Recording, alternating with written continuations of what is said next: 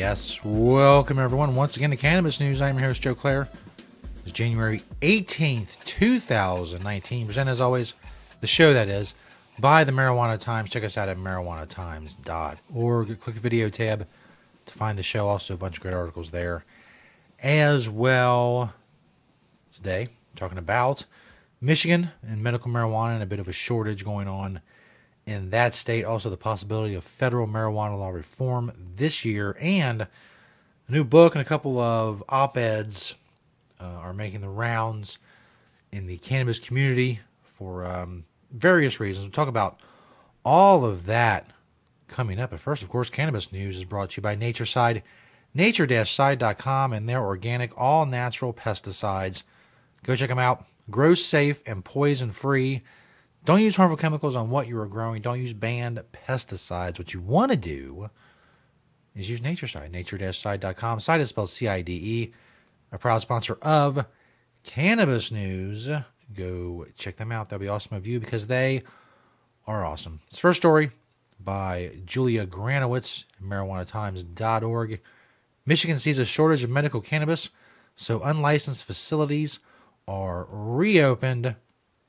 At the beginning of the year, the Michigan legislature required that all non-licensed medical marijuana dispensaries shut down until proper licensing is obtained.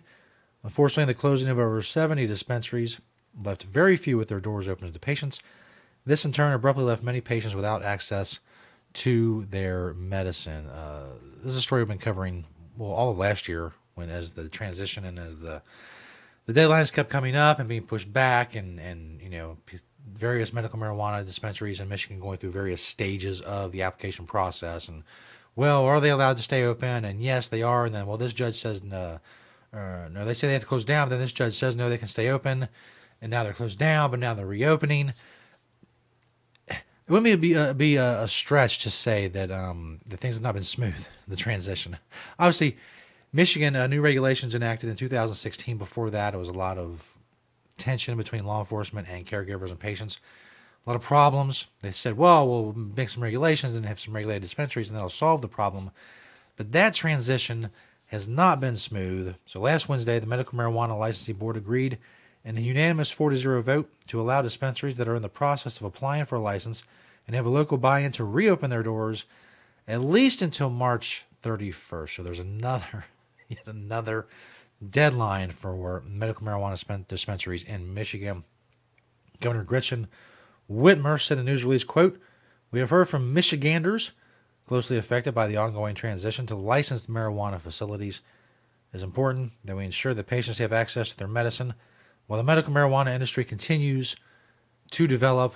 And while that continues to develop, they also have the recreational industry now to start getting the rules together for licensing and such. It's going to be a lot for the people who oversee medical and recreational marijuana in Michigan. They have a lot of work ahead of them. Of course, we'll continue to cover it right here on Cannabis News. This next story from Rolling Stone: Cannabis in Congress, why federally legal weed could soon be a reality. I don't know. I wouldn't go that far. Obviously, this article and all the other articles we talk about on this show are linked in the description of the video. I will say one thing, and that is that it looks good for marijuana law reform and a lot of different aspects of marijuana law reform legislation to come to the floor for a vote in the House of Representatives. If it goes beyond that, that remains to be seen. But things should be set up to at least have a full floor House vote on all of these things, whether it's protecting medical marijuana patients in states where it's legal, banking access, tax issues, veterans issues, even Earl Blumenauer, of course. He dropped the Regulate Marijuana Like Alcohol Act. The proposal basically represents a wholesale reimagining of how marijuana is treated nationwide. It would put marijuana under the Bureau of Alcohol, Tobacco, Firearms, and Explosives, and not the DEA. It would also allow marijuana businesses to access the banking system and allow long-delayed research on the plan to go forward without constraints currently imposed on cannabis by the federal prohibition. Currently views marijuana as the same as heroin. Of course, as the aforementioned, at least on this show, it's been mentioned before, H.R. 420. Like I said, a lot of these things Whether or not that passes on the House floor remains to be seen, but a lot of other issues very well could pass the House. Then they go to the Republican-controlled Senate. What happens there? Who knows? I mean, there are some states' rights Republicans, and if they would join with Democrats, then maybe some marijuana law reform could get passed through the Senate. And then Trump has expressed support at some points, especially for Republican Senator Cory Gardner in the Senate from Colorado. He's expressed support for his efforts to bring marijuana law reform through the Senate. So, I mean, if something hits Trump's desk, there's a chance that it could get signed. But whether or not things will go that far, of course, it remains to be seen as the year goes on. But there's a lot of stuff at least going to happen in the next few months, in theory, in the Democratic-controlled House of Representatives. We'll continue to cover those stories.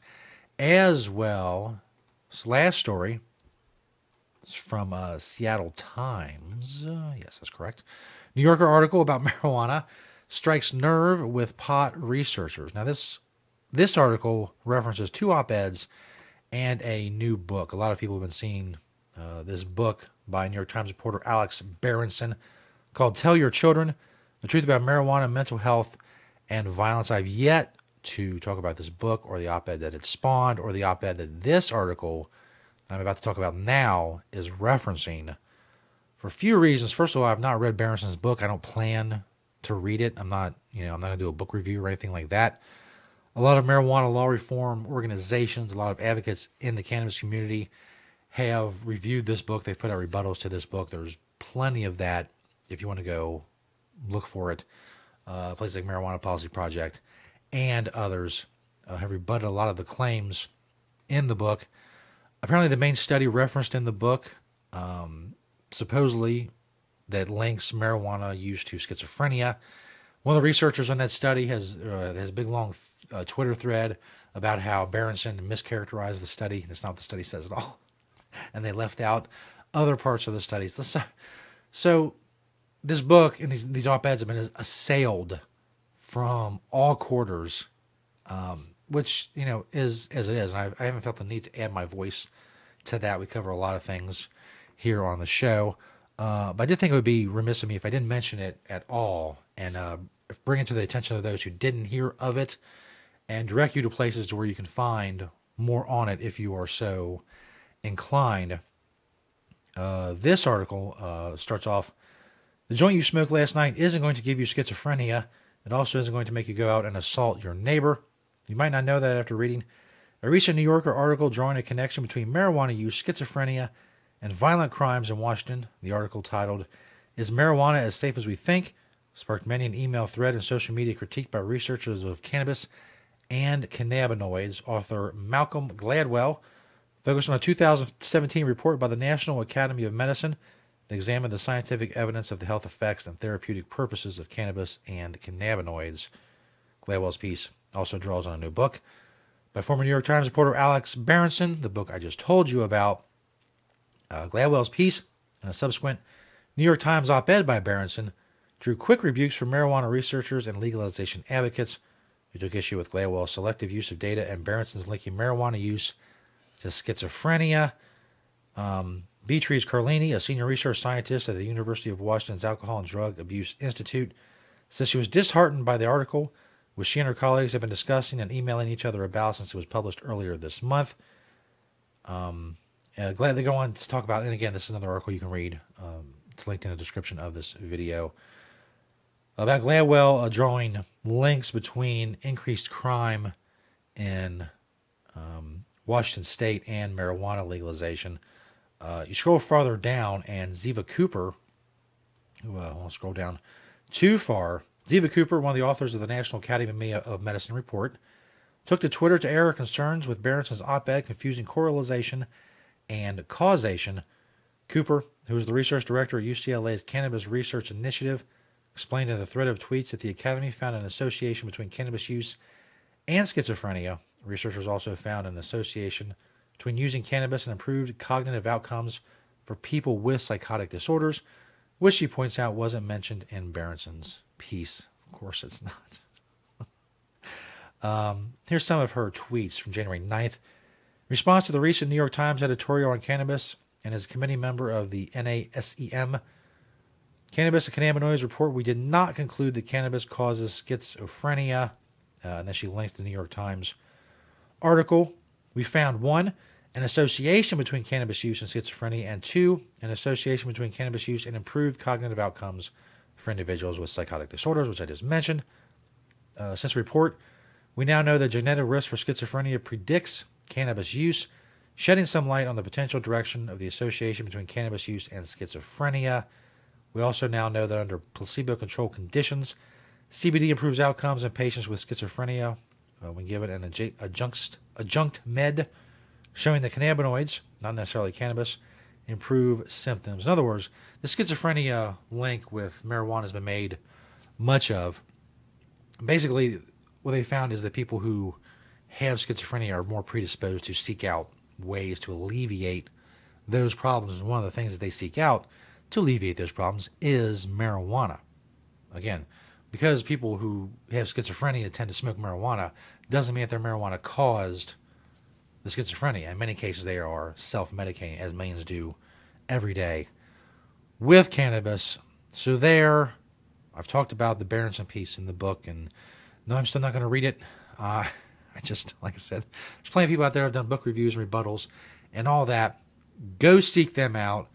For everything else and continuing updates on all these stories and more, continue to watch Cannabis News. Thank you all all the people who watch and listen and share and comment and spread these videos on social media. You're awesome. Search us, The Marijuana Times, that is, on Apple Podcasts for the audio-only version of the show. Of course, subscribe to the videos on YouTube and on Vimeo as well.